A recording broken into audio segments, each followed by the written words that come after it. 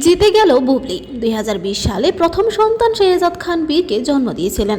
তবে তার সন্তান জন্ম দেওয়ার পুরো বিষয়টি মোটেও সহজ ছিল না। সবকিছু একা সামলাতে হতো, তাও আবার লুকিয়ে। সাথেই ছিল না শাকিব খানও। এমনকি ছেলের জন্মের সময় কেউই ছিল না পাশে। কথাগুলো বুবলি একটি ইন্টারভিউতে কেঁদে কেঁদে বলেছিলেন। এমনকি এটাও বলেছিলেন টাকা পয়সা দিয়েও নাকি হেল্প করতেন না শাকিব খান।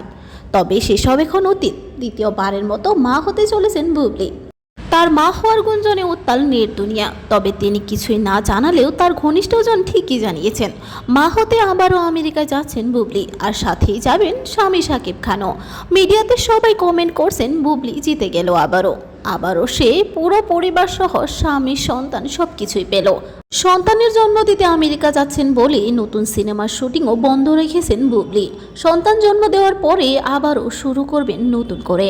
খবরটি শুনি আপনাদের কেমন লাগলো কমেন্টে জানাবেন। ভিডিওটি ভালো লাগলে অবশ্যই লাইক, কমেন্ট, শেয়ার এবং সাবস্ক্রাইব দিয়ে পাশে থাকবেন।